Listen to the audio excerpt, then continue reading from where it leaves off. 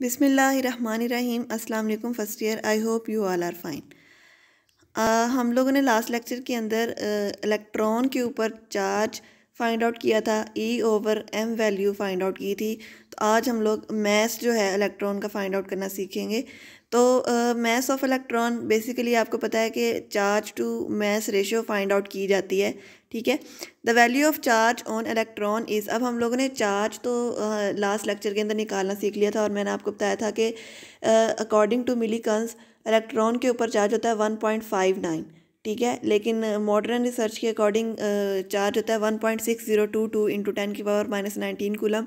बात करने का मकसद यह है कि हमें पता है कि इलेक्ट्रॉन के ऊपर कितना चार्ज है, ठीक है।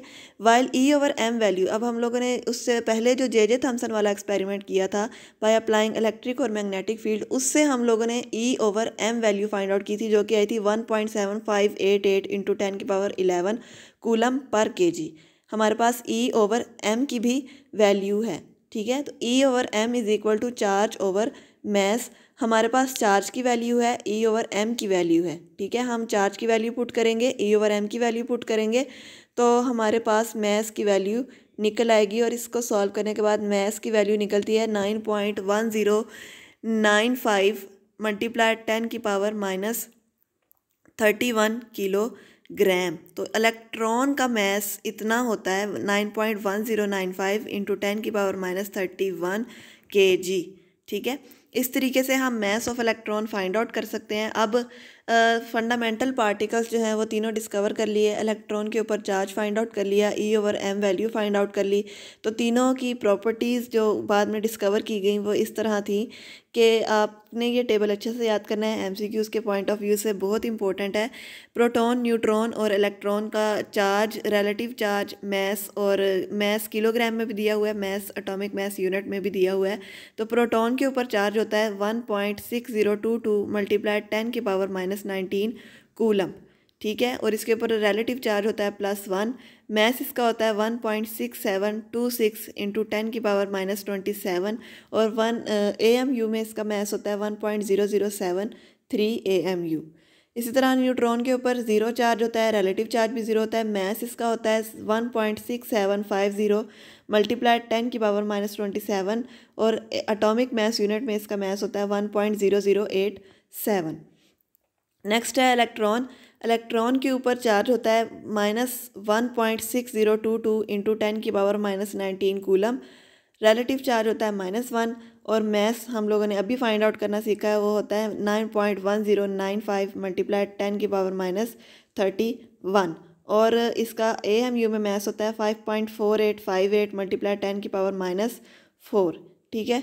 तो इस टेबल को आप लोगों ने अच्छे से याद करना है। नेक्स्ट टॉपिक है हमारा रदरफोर्ड। अब हम लोगों ने इलेक्ट्रॉन, प्रोटॉन, न्यूट्रॉन तो डिस्कवर कर लिए। तो न्यूक्लियस की प्रेजेंस का कैसे पता चला था? न्यूक्लियस की प्रेजेंस का रदरफोर्ड एक साइंटिस्ट था, उसने बताया था।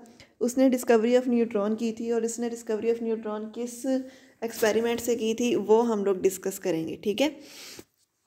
1911 के अंदर Lord Rutherford performed a classic experiment. He studied the scattering of high speed alpha particles which were emitted from the radio active metal, ठीक है। उसने स्कैटरिंग को ऑब्जर्व किया था, किसी भी रेडियो एक्टिव एलिमेंट को यूज़ किया। मतलब कि उसने ये देखा था कि रेडियो एक्टिव एलिमेंट रेडियम या पोलोनियम में से जो हाई स्पीड अल्फा पार्टिकल्स निकलते हैं उसकी स्कैटरिंग किस तरह से होती है, ठीक है। उसकी स्कैटरिंग को उसने ऑब्जर्व किया और उस ऑब्जर्वेशन के दौरान उसने न्यूक्लियस को डिस्कवर किया, ठीक है। बीम ऑफ अल्फा पार्टिकल, अब उसने जब उसको ऑब्जर्व किया ना तो फिर उसने उस चीज़ को यूज़ किया। उसने क्या किया कि अल्फा पार्टिकल की बीम को उसने गोल्ड फॉयल के ऊपर, ठीक है, उसने गोल्ड की एक फॉयल ली। फॉयल का मतलब होता है बारीक सी एक शीट, ठीक है। एक फॉयल ली और उस फॉयल की थिकनेस थी 0.00004 सेंटीमीटर, मतलब कि इतनी बारीक उसने जो थी गोल्ड की फॉयल ली और उसके ऊपर जो है अल्फ़ा पार्टिकल्स को डायरेक्ट करवाया, अल्फ़ा पार्टिकल्स को उसके ऊपर गिराया, ठीक है। लेड प्लेट से, पिन होल इन अ लेड प्लेट से उसके ऊपर उसने अल्फ़ा पार्टिकल्स को गिराया और फिर उसने ऑब्जर्व किया कि ये अल्फ़ा पार्टिकल्स कैसे स्कैटर करते हैं, ठीक है। फोटोग्राफिक प्लेट और screen coated with a zinc sulphide was used as a detector. अब देखें, ये जो एक्सपेरिमेंट्स होते हैं इतने माइनर होते हैं और इतने इनविजिबल होते हैं, इतने माइक्रोस्कोपिक होते हैं कि हम इन सारी चीज़ों को ऑब्जर्व नहीं कर सकते। तो उसने डिटेक्टर के तौर पर एक फ़ोटोग्राफिक प्लेट ली थी, तो ताकि अल्फ़ा पार्टिकल्स की जो बीम है वो जहाँ से गुजर के जाए तो वो उसके ऊपर हमें एक पैटर्न दे दे कि वो कहाँ से गुजरी है। ठीक है। तो फोटोग्राफिक प्लेट को यूज़ किया था जिसको उसने जिंक सल्फाइड के साथ कोट किया था। Whenever alpha particle struck the screen flash of light was produced at that point. मतलब कि जब अल्फा पार्टिकल उस स्क्रीन के ऊपर टकराते थे ना, तो उसके ऊपर एक फ्लैश सी क्रिएट होती थी, तो उससे हमें आइडिया हो जाता था कि ये किस डायरेक्शन के अंदर मूव कर रही है। ठीक है। तो उसने उसकी डायरेक्शन का अंदाज़ा लगाने के लिए जिंक सल्फाइड से कोट की हुई एक फ़ोटोग्राफिक प्लेट यूज़ की थी। बाकी उसने गोल्ड फॉयल के ऊपर अल्फ़ा पार्टिकल्स को गिराया था। ठीक है। फिर उसने क्या किया,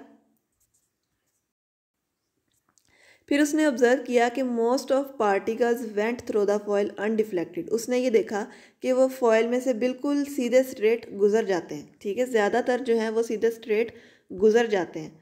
फिर नेक्स्ट उसने ये ऑब्जर्व किया कि some were deflected at fairly larger angle and few were deflected backward. उसने ये ऑब्जर्व किया कि कुछ जो हैं वो किसी ना किसी एंगल पे टकराते हैं उस चीज़ से और फिर आगे चले जाते हैं, और कुछ जो हैं वो बिल्कुल ही वापस आ जाते हैं। Rutherford proposed that the rebouncing particles must have collided with the central heavy portion of the atom which is called a nucleus। उसने कहा कि वो पार्टिकल्स जो टकराने के बाद वापस आ जाते हैं, इसका मतलब यह है कि वो किसी सख्त चीज़ के साथ टकरा रहे हैं। ठीक है। किसी सख्त चीज़ के साथ टकराते हैं जो रास्ते में है, जो इनको आगे सीधा जाने नहीं देती, और वो थोड़ी हैवी है। तो उसने फिर उस हैवी चीज़ को न्यूक्लियस का नाम दिया। ठीक है। On the basis of these experimental observation, और फिर इन एक्सपेरिमेंटल ऑब्जर्वेशन को देखते हुए रदरफोर्ड ने एक मॉडल दिया था एटम का, जिसमें उसने ये कहा कि a tiny nucleus is surrounded by appropriate number of electrons. उसने ये कहा था कि दरमियान में एक छोटा सा न्यूक्लियस है जिसके इर्द गिर्द इलेक्ट्रॉन्स जो हैं मौजूद होते हैं। Atom as a whole being neutral, therefore the nucleus must be having same number of proton as there are number of electron surrounding it.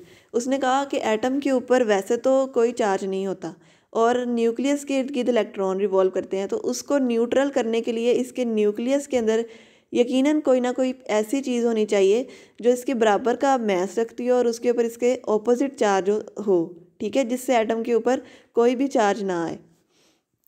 Rutherford model for the structure of atom, the outer electrons could not be stationary. If they would gradually be attracted by the nucleus till they ultimately fall into it। Rutherford model के according ये था कि outer electrons जो से हैं वो stationery नहीं है। मतलब कि रदरफोर्ड के ने ये कहा कि जो आउटर इलेक्ट्रॉन्स हैं वो एक जगह पर नहीं होते, रुके हुए नहीं होते। अगर वो रुके हुए होते तो ऐसा होना था कि न्यूक्लियस उनको अपनी तरफ अट्रैक्ट कर लेता, क्योंकि न्यूक्लियस के ऊपर है पॉजिटिव चार्ज और इलेक्ट्रॉन्स के ऊपर है नेगेटिव चार्ज। अगर वो इलेक्ट्रॉन्स जो हैं वो स्टेशनरी होते तो न्यूक्लियस उनको अपनी तरफ अट्रैक्ट कर लेता और वो अपनी जगह पर ना रहते, वो न्यूक्लियस के साथ जुड़ जाते जाके या न्यूक्लियस के अंदर गिर जाते। Therefore, to have a stable atomic structure, the electrons were supposed to be moving around the nucleus in a closed orbit। फिर उसने ये अंदाज़ा लगाया कि इसका मतलब यह है कि वो रुके हुए तो नहीं है, वो वो न्यूक्लियस के गिर्द सर्कुलर ऑर्बिट्स के अंदर मूव कर रहे हैं। ठीक है। The nuclear atom of Rutherford was a big step ahead toward the understanding the atomic structure, but the behavior of electrons remain unexplained in the atom। उसने ये कहा कि रदरफोर्ड का एटॉमिक जो मॉडल था वो एक बिग स्टेप था। वाकई उससे ही हमें पता चला कि एटम के दरमियान में न्यूक्लियस और साइड पर इलेक्ट्रॉन्स रिवॉल्व कर रहे हैं, तो इसका बहुत बड़ा हाथ था एटम के स्ट्रक्चर को एक्सप्लेन करने में।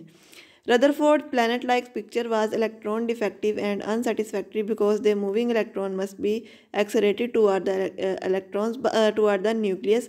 बस रदरफोर्ड ने अपने काम के अंदर एक ही गलती की थी, जो उसने इस सारी ऑब्जर्वेशन के बाद ये एटॉमिक स्ट्रक्चर दिया था हमें, उसके अकॉर्डिंग ये था कि इलेक्ट्रॉन की आहिस्ता आहिस्ता एनर्जी लूज़ होती है और वो लास्ट पर जो है न्यूक्लियस में गिर जाता है। ठीक है। Therefore the radius of orbiting electron should become smaller and smaller and should fall into the nucleus, thus the electronic atomic structure propose by Rutherford would collapse. तो रदरफोर्ड ने, जो आपको नीचे डायग्राम नज़र आ रही है, इस तरह का कुछ दिया था और उसकी ऑब्जर्वेशन के according with respect to time electron की एनर्जी जो है वो गिरती जाएगी, कम होती जाएगी और वो फाइनली न्यूक्लियस में जाके फॉल करेगा। ठीक है, जो कि राइट नहीं था, बस ये एक जो था डिफेक्ट था रदरफोर्ड के मॉडल के अंदर।